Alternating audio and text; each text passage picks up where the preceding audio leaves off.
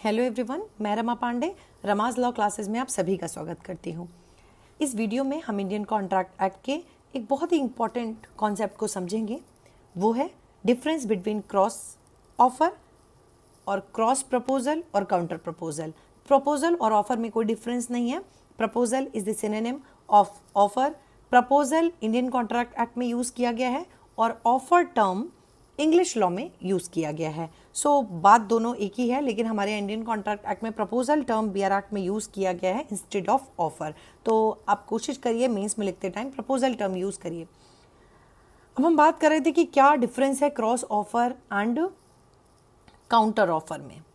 इसके लिए सबसे पहले ज़रूरी है कि हम क्रॉस प्रपोजल और काउंटर प्रपोजल को समझने से पहले पता हो कि प्रपोजल क्या है। देखिए, प्रपोजल टर्म सेक्शन 2A में डिफाइन किया गया है इंडियन कॉन्ट्रैक्ट एक्ट के। और अगर हम बीआर एक्ट की लैंग्वेज को देखें, when one person signifies his willingness to do और to abstain from doing anything with a view to obtain the assent of that other person to such particular act और abstinence, that is called proposal. बहुत simple तरीके से अगर हम समझे, when one person signifies his willingness, when one person, आप मान के चलिए दो लोग हैं, किसी कोचिंग का कोई ओनर है। हम ऐसे एग्जांपल लेते हैं जो डे टू डे लाइफ में कॉम्पिटिटर्स देखते हैं।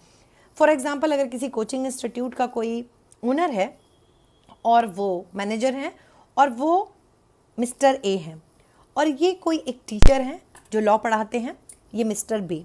ये मिस्टर ए मिस्टर बी को कहते हैं, mister A signifies his willingness to do. Willingness signify means communicate करते हैं, टू डू वो कहते हैं कि क्या आप मेरी कोचिंग इंस्टीट्यूट में पढ़ाएंगे। व्हेन वन पर्सन मीन्स यहाँ पर कोचिंग इंस्टीट्यूट के जो ओनर हैं, सिग्निफाइज कम्युनिकेट करते हैं अपनी विलिंगनेस कि क्या आप मेरी कोचिंग में पढ़ाएंगे। Willingness to do any particular act और एब्सटेन फ्रॉम डूइंग, और साथ में कहते हैं कि आप जब मेरी कोचिंग में पढ़ाएंगे देन सेम सब्जेक्ट आप किसी और कोचिंग इंस्टीट्यूट में नहीं पढ़ाएंगे। तो सिग्निफाई कर रहा है मीन्स कम्युनिकेट कर रहा है, आइदर ओरली करेगा और इन रिटन वे कम्युनिकेट कर सकते हैं रिटन वे में। तो सिग्निफाई करते हैं विलिंगनेस कुछ करने के लिए या कुछ ना करने के लिए। सो एब्सटेन का मतलब ये नेगेटिव होता है कि आप कुछ और नहीं करेंगे, मतलब आप मेरी कोचिंग में पढ़ाएंगे पॉजिटिव एक्ट। और abstain from doing any particular act means आप कोई एक्ट नहीं करेंगे। क्या नहीं करेंगे? कि आप सेम सब्जेक्ट किसी कोचिंग में नहीं पढ़ाएंगे।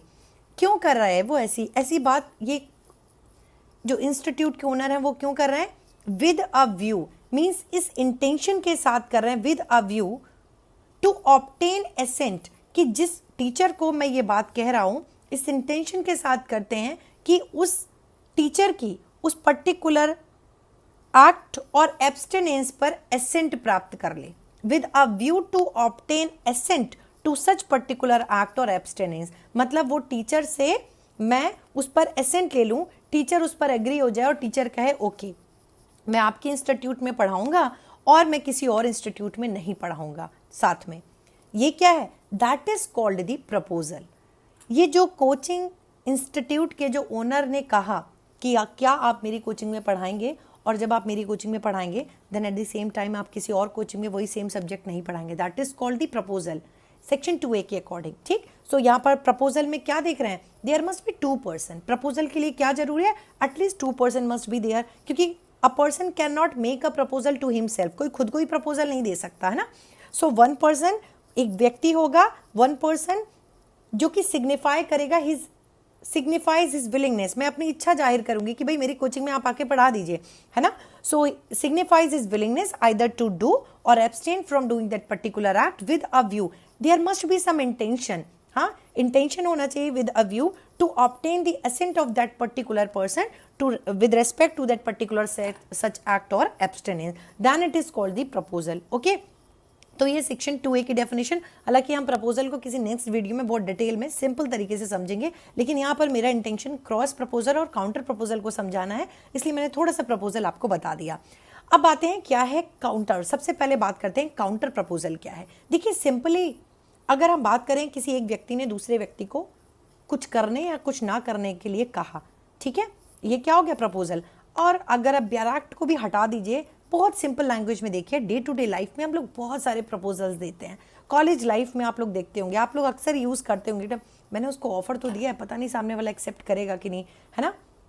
मुझे उसकी कार खरीदनी है, मैंने कहा तो है भैया मैं खरीद लूँगा, मैंने उसको बोला तो है, लेकिन पता नहीं वो मानेगा या नहीं मानेगा। ये सब बेसिक चीज़ें हैं, बिना कॉन्ट्रैक्ट एक्ट पढ़े हुए ये सब आपको पता है। लेकिन हमें क्योंकि कॉन्ट्रैक्ट एक्ट के टर्मोलॉजी के अकॉर्डिंग और उनके सारे जो भी टेक्निकलिटीज़ हैं उनके अकॉर्डिंग बात करनी है। तो अब बात करें काउंटर प्रपोजल क्या है। देखिए, जब भी कोई प्रपोजल किया जाता है, when one person makes a proposal, जब कोई एक व्यक्ति प्रस्ताव करता है तो सामने वाले के पास कई सारे ऑप्शन होते हैं। आप सबको पता है, जब आपने कोई प्रपोजल किया तो सामने वाले व्यक्ति के पास 3 ऑप्शन होंगे। क्या? आप सबको पता है, आप मन में सोच रहे होंगे। पहला, ही मे एक्सेप्ट दैट प्रपोजल, वो उस प्रस्ताव को स्वीकार कर सकता है।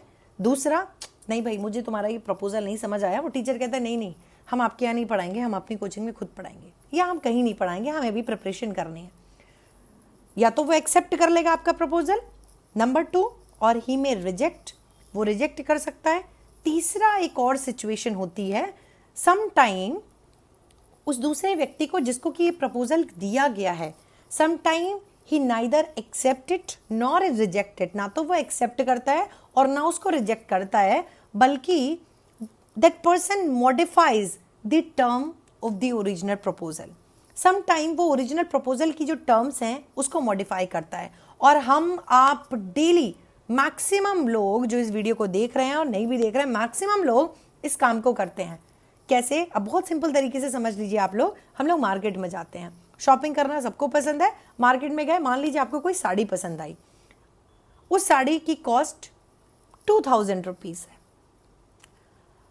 आपने दुकानदार से पूछा, दुकानदार ने बोला कि भाई इसकी कॉस्ट 2000 रुपये है, और वो कहता है कि सर ले लीजिए, बहुत अच्छी साड़ी है, आपको पता ही है मार्केट में जाएंगे तो वो किस हिसाब से आपको बताएंगे कि ये यूनिक है, इसका पैटर्न ये वो बोलता है कि लेकिन कॉस्ट इसका 2000 है। आप क्या कर सकते हैं? सम टाइम आप कहेंगे ओके पैक कर दीजिए, मतलब आपने उसका प्रपोजल एक्सेप्ट कर लिया। सम टाइम आप कहेंगे नहीं, और आप दुकान छोड़ के चले गए, आपने डिनाई कर दिया। तीसरा, आप क्या करते हैं कि नहीं भाई साड़ी तो मुझे बहुत पसंद है, बट 2000 रुपये ना कुछ ज़्यादा है ना, 1500 रुपये। आप क्या कर रहे हैं? आप नाउ जिस मोमेंट आपने उस ओरिजिनल प्रपोजल की टर्म को बदल दिया, the moment such other person modifies the term of the original proposal, जिस मोमेंट आपने उस ओरिजिनल प्रपोजल की टर्म को बदला कि नहीं भाई 2000 रुपये तो महंगा है, 1500 में मैं इसको खरीद लूंगा, and you added a new condition, ये है काउंटर प्रपोजल। क्या? ओरिजिनल प्रपोजल जो दिया था, आपने ओरिजिनल प्रपोजल को क्या किया? मॉडिफाई किया, and you added a new condition, that is known as counter proposal. Okay, so ये तीसरा वाला जो पॉइंट होता है, तीसरी वाली जो सिचुएशन, वो होगी काउंटर प्रपोजल। और काउंटर प्रपोजल की बड़ी खासियत ये है कि counter proposal always exhaust the original proposal. Most important thing, जिस मोमेंट दूसरे व्यक्ति ने, मतलब आप मार्केट गए, जिस मोमेंट आपने ओरिजिनल प्रपोजल की शर्त को बदल दिया और आपने अपनी शर्त लगा दी, उस मोमेंट ही ओरिजिनल प्रपोजल एग्जॉस्ट कर जाता है, खत्म हो जाता है। ओके, आपने बोला, जिस मोमेंट आपने बोला ये साड़ी मैं 1500 में लूंगा, इसका मतलब पहले वाला प्रपोजल खत्म हो गया। सो काउंटर प्रपोजल हमेशा एक फ्रेश प्रपोजल होता है। फॉर एग्जाम्पल, अब आपने कहा 1500 में मैं साड़ी खरीदूंगा, और दुकानदार ने कहा कि नहीं 1500 में नहीं। आपको लगा कि नहीं यार ये तो बहुत स्पेशल है कुछ, चलो ठीक है 2000 में ही खरीद लेते हैं, और आपने दोबारा बोला कि ठीक है भैया पैक कर दो 2000 में, और अब उसने मना कर दिया। अब आप लोग मुझे बताइए कमेंट में कि क्या ये जो कस्टमर के द्वारा कही गई बात कि ठीक है भैया पैक कर दीजिए 2000 में, वेदर इट इज एक्सेप्टेंस, क्या ये पहले वाले प्रपोजल का एक्सेप्टेंस है? आप इसी टाइम कमेंट करके बताइए और अपने दिमाग में सोचिए कि क्या।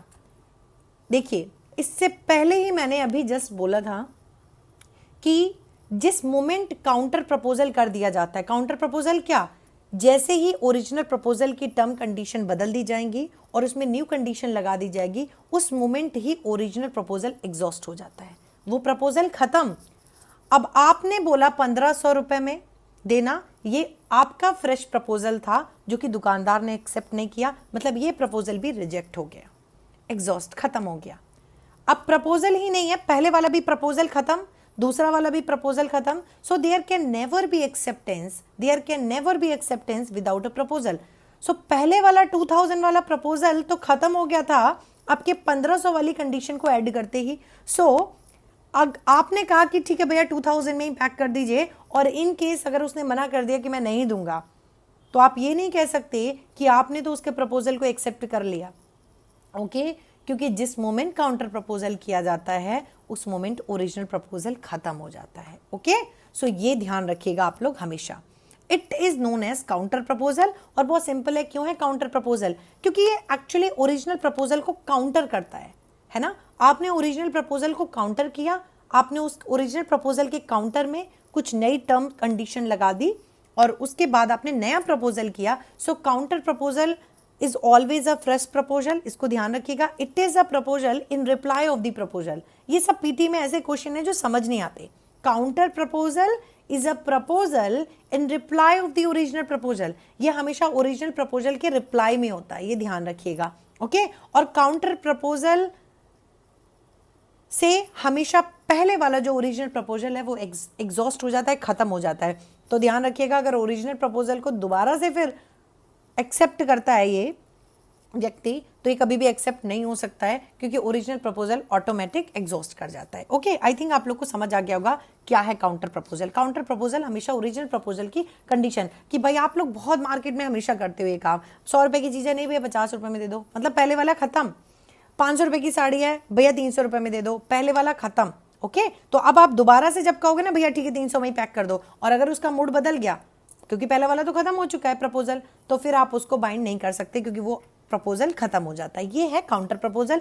अब दूसरी बात आती है क्रॉस प्रपोजल क्या है। इसमें स्टूडेंट बहुत कंफ्यूज होते हैं, क्रॉस प्रपोजल क्या है। देखिए काउंटर प्रपोजल और क्रॉस प्रपोजल ये दो ऐसे प्रपोजल हैं जो कि दो पार्टीज होने के बावजूद भी, सब्जेक्ट मैटर सेम होने के बावजूद भी इसमें एक्सेप्टेंस नहीं होती है। आपने देखा काउंटर प्रपोजल में एक्सेप्टेंस नहीं हो रही है, दोनों पार्टीज की तरफ से केवल प्रपोजल ही आया।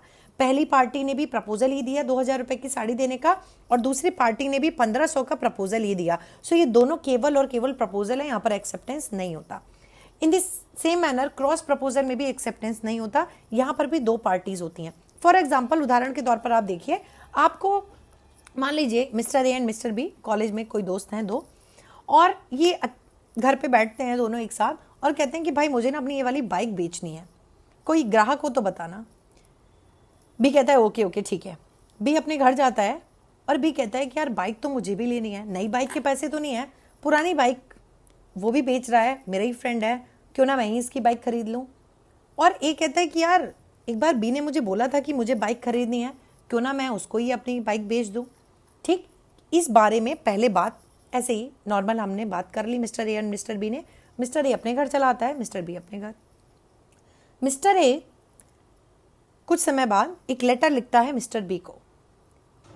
उस लेटर में वो ऑफर करता है मिस्टर बी को कि क्या तुम मेरी ये बाइक खरीदोगे, और ये लेटर बी को डिस्पैच कर दिया जाता है। बी भी अपने घर से एक लेटर भेजता है मिस्टर ए को कि I want to purchase your bike, क्या तुम अपनी बाइक बेचोगे। ध्यान से समझिएगा, मिस्टर ए ने एक ऑफर दिया मिस्टर बी को, और मिस्टर बी ने एक ऑफर दिया मिस्टर ए को। मिस्टर ए ने जो लेटर भेजा, मान लीजिए आज 22 को एक लेटर भेजा मिस्टर ए ने, और घर जाके अगले दिन ही मिस्टर बी ने, मान लीजिए 23 को मिस्टर बी ने एक लेटर भेज दिया मिस्टर ए को।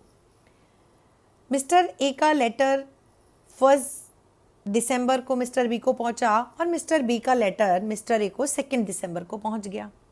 क्या मिस्टर बी का ये लेटर एक्सेप्टेंस माना जाएगा?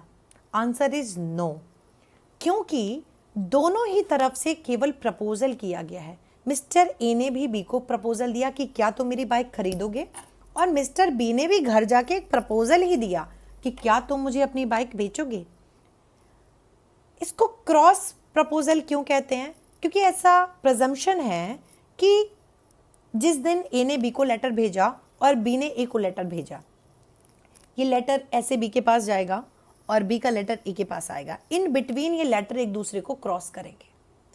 ये दोनों ही प्रपोजल हैं, इसलिए इनको क्रॉस प्रपोजल कहते हैं। ये एक्सेप्टेंस नहीं है। दोनों ही पार्टीज सेम सब्जेक्ट मैटर होना चाहिए। देखिए पार्टी सेम होनी चाहिए, सेम सब्जेक्ट मैटर होना चाहिए, लेकिन दोनों ही तरफ से केवल प्रपोजल होना चाहिए। इसमें भी एक्सेप्टेंस नहीं हुआ। जैसे कि काउंटर प्रपोजल में एक्सेप्ट नहीं किया था। 2000 की साड़ी मैंने 1500 में बता दी, मैंने उसके प्रपोजल को एक्सेप्ट नहीं किया और ना ही मेरे 1500 के प्रपोजल को उसने एक्सेप्ट किया। तो काउंटर प्रपोजल में भी दोनों पार्टीज प्रपोजल ही देती हैं और क्रॉस प्रपोजल में भी दोनों पार्टीज प्रपोजल ही देती हैं। यहाँ पर एक्सेप्टेंस किसी भी पार्टी से नहीं है, तो ये अग्रीमेंट नहीं बनता। आई थिंक आपको समझ आ गया होगा। दोनों तरफ से केवल और केवल प्रपोजल है और ऐसा माना जाता है कि प्रपोजल कहीं ना कहीं इन बिटवीन, क्योंकि एक तरफ से दूसरी तरफ से एक दूसरे को लेटर आ रहा है, सो इन बिटवीन ये प्रपोजल क्रॉस हुआ होगा। दैट इज द रीजन कि इसको क्रॉस प्रपोजल के नाम से जाना जाता है। ये एक्सेप्टेंस किसी भी पार्टी से नहीं था, तो ये अग्रीमेंट नहीं बनता। सो बेसिक डिफरेंस देखिए क्रॉस प्रपोजल और काउंटर प्रपोजल में क्या है कि जो काउंटर प्रपोजल होता है, counter proposal always exhaust the original proposal. इसको कभी मत भूलिएगा। काउंटर प्रपोजल हमेशा ओरिजिनल प्रपोजल को एग्जॉस्ट कर देता है, जबकि क्रॉस प्रपोजल में ऐसा नहीं है। दोनों ही पार्टी से केवल प्रपोजल ही आ रहा है। दोनों में सिमिलैरिटी ये है कि दोनों में ही अग्रीमेंट नहीं हो रहा है, दोनों ही पार्टी केवल और केवल प्रपोजल ही दे रही है। ओके, आई थिंक आप लोग को ये समझ आ गया होगा। बाकी कॉन्ट्रैक्ट पर नेक्स्ट वीडियो हम इसके बाद शेयर करेंगे। जैसा भी हो आप प्लीज़ लाइक शेयर सब्सक्राइब करिए, कमेंट करिए कि आप लोग को ये समझ आया या नहीं। Thank you.